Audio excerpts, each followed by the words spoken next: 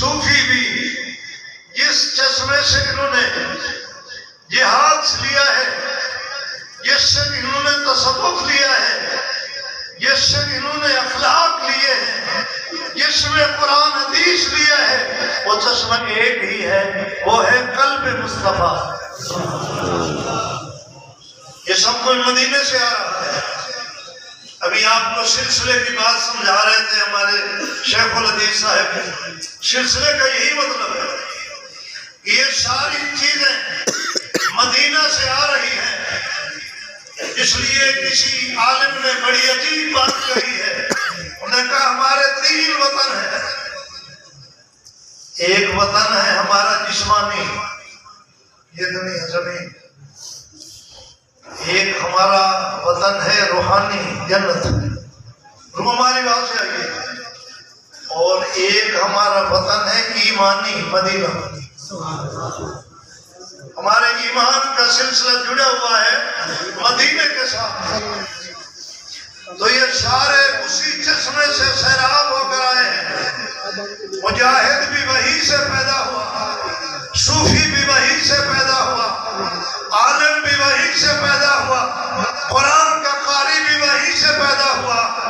نبی کی درسگاہ میں علم حاصل کرنے والے، جن کو مسجد میں علم حاصل کر رہے ہوتے تھے، رات کو مصلی پہ سبحان ربی الاعلیٰ کہہ رہے ہوتے تھے، تھوڑے دنوں کے بعد گھوڑے کی پیٹھ پر تلوار چلا رہے ہوتے تھے۔ سبحان اللہ۔ ایک ہی جگہ سے سب کو ڈھل گیا۔ ہمارے علماء کرام اور اس طبقے کے ہمارے بڑے ہمیشہ اس امت کے ایمان کی حفاظت کرتے چلے آ رہے ہیں۔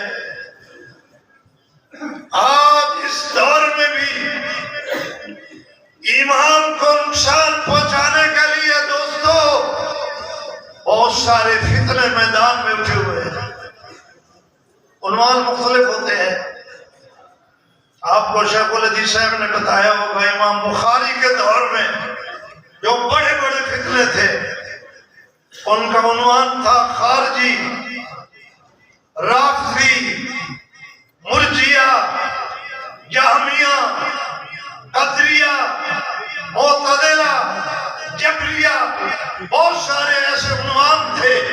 یہ سارے ایمان کو نقصان پہنچانے کے لیے میدان میں آئے ہوئے تھے۔ ہر دور کے عنوان الگ الگ ہوتے ہیں۔ اس وقت ایمان کو نقصان پہنچانے کے لیے عنوان اور ہیں، لیکن ان تمام کا راستہ ایک ہی ہے۔ جیسے وہ اس امت کے ایمان کو ضائع کرنے کے در پہ تھے، یہ بھی اس امت کے ایمان کو ضائع کرنے کے در پہ ہیں۔ ایمان کو بچانے کے لیے ہمارے لیے راستہ کیا ہے؟ ہمارے لیے راستہ ہے کہ جو ایمان کے محافظین ہیں ہم ان کی چھتری کے نیچے آ جائیں۔ میرا جملہ آپ کی سمجھ میں نہیں آیا؟ ایمان کے محافظین کون ہیں؟ علماء۔ سبحان اللہ۔ ایمان کے محافظین کون ہیں؟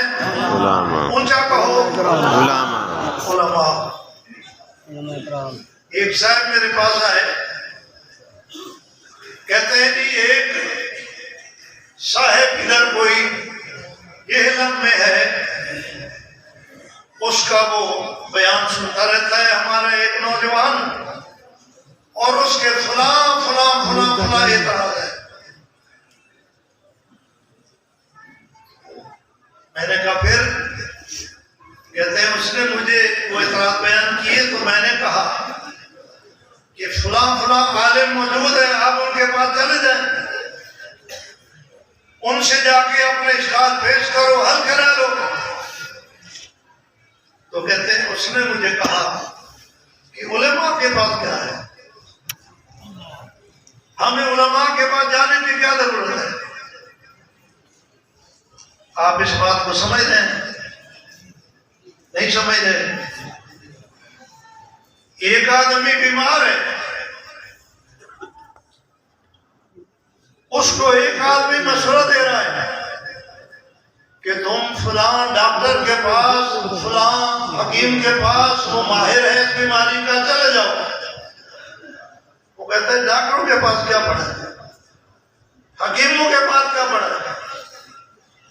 میں اپنا علاج کروں گا ڈاکٹری کی کتاب پڑھ کر، میں اپنا علاج کروں گا طب کی کتاب کا مطالعہ کر کے، تو آپ مجھے بتائیں وہ علاج کر لے گا؟ راستہ کیا ہے کہ وہ ڈاکٹر کے پاس جائے؟ کیونکہ ہمیشہ کوئی بھی مسئلہ ہو، ہماری دنیا کا یہ دستور ہے، عقل مندوں کا یہ فیصلہ ہے کہ اس فن کے ماہر کے پاس جا کے اس مسئلے کا حل تلاش کرو۔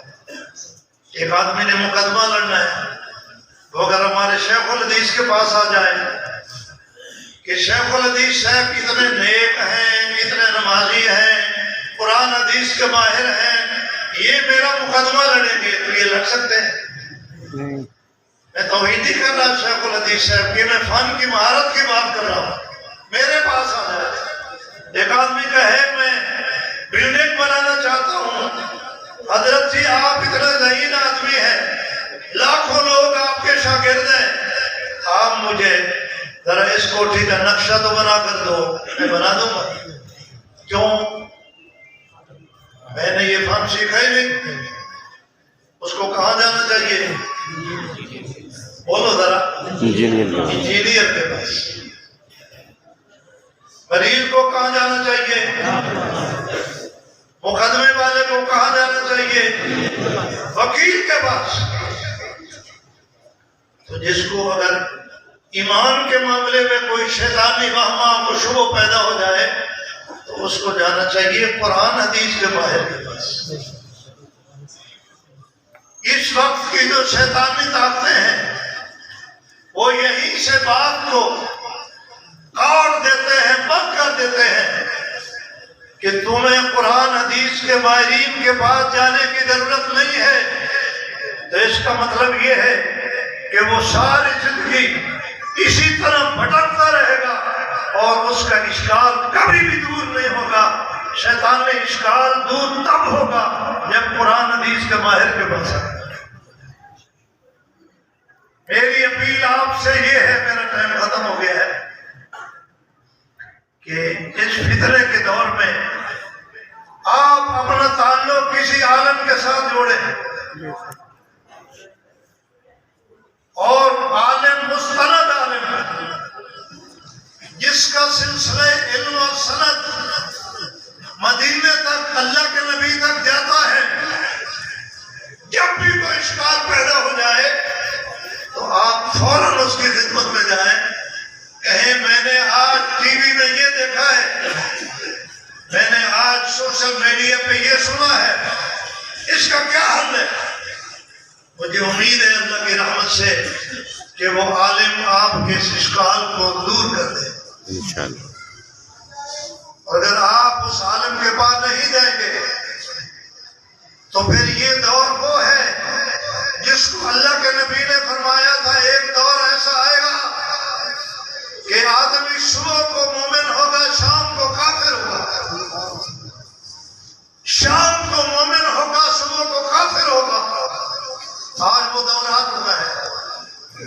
ایک نوجوان جس نے کالج میں ڈگری حاصل کی ہے، قرآن حدیث نہیں پڑھا، وہ قرآن حدیث کے الفاظ سے بھی واقف نہیں ہے، اس کو ایمان کی قیمت معلوم نہیں ہے، مسجد کے دروازے پہ کبھی نہیں آیا، وہ رات کو ٹی وی پہ سنتا ہے اور شیطان اس کے دل و دماغ پر وساوس ڈالتا رہتا ہے، ڈالتا رہتا ہے، ڈالتا رہتا ہے،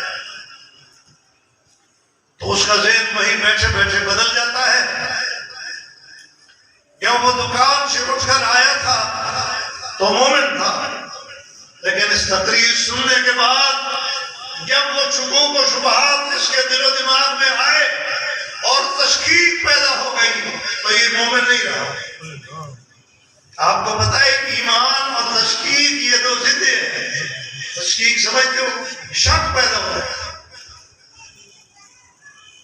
کہ پتہ نہیں فلاں چیز اسلام میں ہے کہ نہیں، یہ پردہ اسلام کا حکم ہے کہ نہیں، فلاں چیز کیا کہتے ہیں تشکیک یہ ایمان کی ضد ہے. تو دو ضدیں اکٹھی تو نہیں رہ سکتی نا. یا ایمان ہوگا یا بے ایمانی ہوگی. تشکیک بے ایمانی ہے. یہ ایمان لے کر دکان سے آیا تھا بستر پر, رات کو اس نے چینل پر ایک بیان سنا اور اس کے دل و دماغ میں تشکیک پیدا ہو گئی. یہ رات کو بے ایمان ہو کر سویا ہے. اللہ کے نبی کی وہ بات اس دور میں سچی ہو رہی ہے.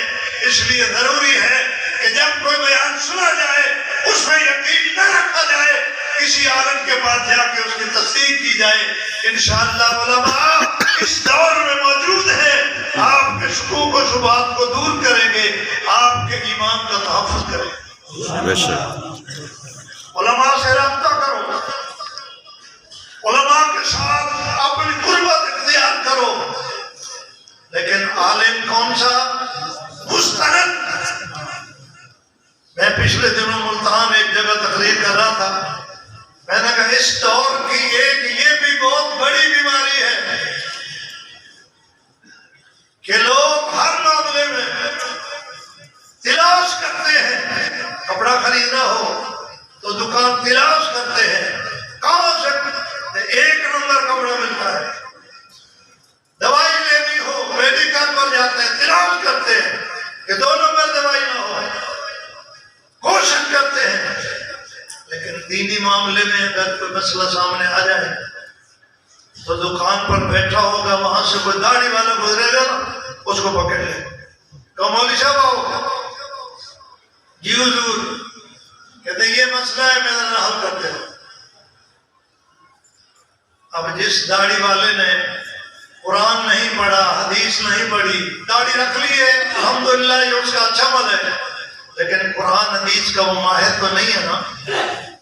اس کا فرض بنتا تھا کہ یہ دارالعلوم میں جاتا, جامع رشیدیہ میں جاتا, وہاں کے مفتی کو ملتا, اس کے شیخ الحدیث کو ملتا, وہاں کے بڑے اعلیٰ مدرس کو ملتا, قرآن حدیث کے ماہر کو ملتا, اپنا اشکال پیش کرتا, اس کا اشکال حل ہو جاتا. ایک ان پڑھ داڑھی والے کو بلا کر جب اس نے پوچھا تو وہ نہیں بتا سکا, تو اس نے کہا ہاں میں نے 10 بندوں سے علماء سے پوچھا ہے, میرا مسئلہ کسی نے بھی حل نہیں کیا. یہ جو داڑھیوں والے بازار سے پکڑ کر وہ مسئلے اپنے پیش کر رہا ہے, یہ عالم ہے؟ ہوتے نہیں. کہاں عالم ہے؟ تو ہر چیز میں تلاش ہے, ہر چیز میں 1 نمبر 2 نمبر کی فرق ہے. لیکن ایمان اتنا سچا ہے کہ وہ آپ ہر آدمی سے مسئلہ حل کرانا چاہتے ہیں. یاد رکھو میرے عزیز دوستو, یہ علماء آپ کے خیر خواہ ہیں. جیسے اللہ کے نبی آپ کو ایمان دے کر گئے ہیں, علماء کے ذمے اس ایمان کا تحفظ لگا کے گئے ہیں. علماء 1450 سال سے ہر قربانی دے کر اس امت کے ایمان کا تحفظ کر رہے ہیں. بے شک. مولانا غلام غوث ہزاروی کا نام سنا ہوا آپ نے؟ جس نے نہیں سنا اور جس نے سنا ہے الحمدللہ, آج سارے سن لو کہ مولانا غلام غوث ہزاروی ایک مجاہد صوفی تھے. کون تھے؟ مجاہد صوفی. اللہ نے بڑا علم دیا تھا. اور آج کل ہمارے ہاں یہ بھی ایک بیماری ہے کہ وہ کہتے ہیں جو عالم سیاست میں آ جائے تو اس کا کوئی اعتبار نہیں.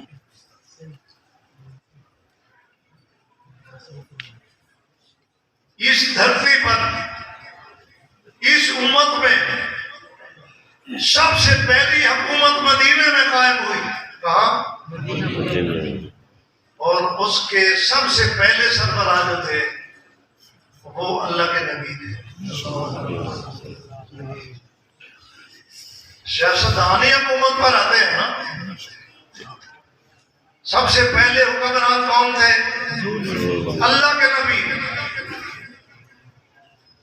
آپ نے 12 لاکھ مربع میل پر اسلامی حکومت قائم کی.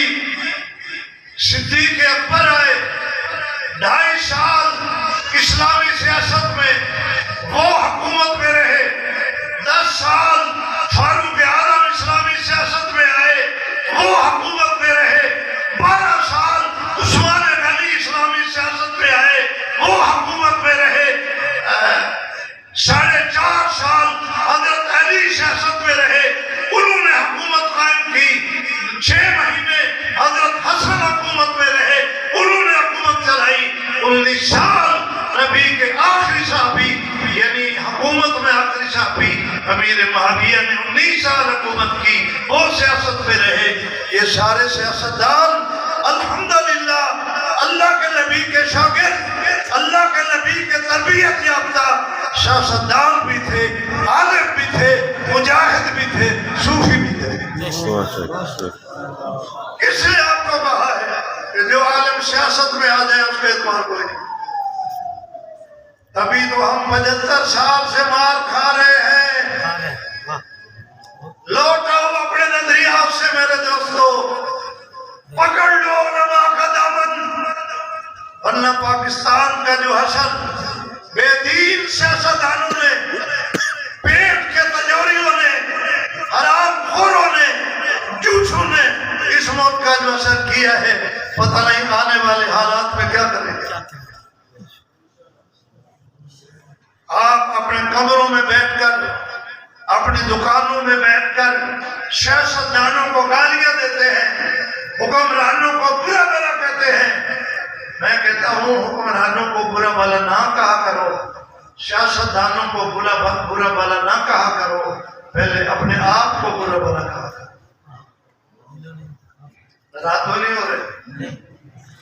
جو وزیر اعظم بنتا ہے وہ پہلے کون ہوتا ہے؟ MNA۔ اور جب MNA بنتا ہے تو اس کو کون بناتا ہے؟ جی عوام بناتے ہیں۔ آپ بناتے ہیں۔ آپ ان کو اسمبلیوں میں بھیجتے ہیں، اگر اسمبلی میں کوئی قرآن و حدیث کے خلاف قانون بنے گا تو قانون بنانے والا MNA مجرم ہے، اس کی پرچی پہ مہر لگانے والا چاہے عالم ہے وہ بھی مجرم ہے، چاہے صوفی ہے وہ بھی مجرم ہے، شیخ الحدیث ہے وہ بھی مجرم ہے، تبلیغی جماعت کا ہے وہ بھی مجرم ہے، کسی مسجد کا امام ہے وہ بھی مجرم ہے۔ لوٹ آؤ اپنے نظریات سے، لوٹ آؤ، آ جاؤ، علماء کا دامن پکڑ لو، انشاءاللہ اس ملک میں خیر ہو جائے، کسی چیز کی کمی نہیں ہے، ہمارے پاس سب کچھ موجود ہے۔ ہمارا جو ملک ہے پاکستان، جغرافیائی اعتبار سے یہ دنیا کا دل ہے، دنیا کا دل۔ آپ کی سمجھ میں یہ بات نہیں آ رہی؟ آپ مشرق کی طرف چلے جائیں، آپ مغرب کی طرف چلے جائیں، اس کے بعد تمیز کر کے پاکستان میں آ جائیں تو یہ درمیان میں ہے۔ اگر پاکستان میں علماء کی حکومت آ جائے، ایک لوگوں کی حکومت آ جائے تو مشرق والے کافر کا جہاز مغرب میں نہیں جا سکتا، مغرب والے مشرق کا جہاز مشرق میں نہیں جا سکتا۔ یہ سمندر بھی ہمارا ہے، درمیان میں زمین بھی ہماری ہے، درمیان میں پہاڑ بھی ہمارے ہیں، یہ درمیان میں خطہ ہمارا ہے، ہم ان تمام کفار کا راستہ روک سکتے ہیں۔ اس لیے انہوں نے دونوں طرف سے سازش کر کے ہمیں بے وقوف بنایا ہوا ہے کہ یہاں دیکھنے میں حکومت ہماری ہوتی ہے اور قانون امریکہ کا چل رہا ہوتا ہے، قانون برطانیہ کا چل رہا ہوتا ہے، قانون کفار کا چل رہا ہوتا ہے۔ ہوش کرو میرے دوستو، آ جاؤ، اپنے خیالات سے لوٹ آؤ اور علماء کا دامن پکڑ لو۔ انشاءاللہ پاکستان میں اگر صحیح لوگوں کی حکومت آ جائے تو یہ پوری دنیا کے کفار کے پتلے دکھا دے گا، بے شک انشاءاللہ۔ میں آپ کو بات بتا رہا تھا، دوسری طرف چلے گئے۔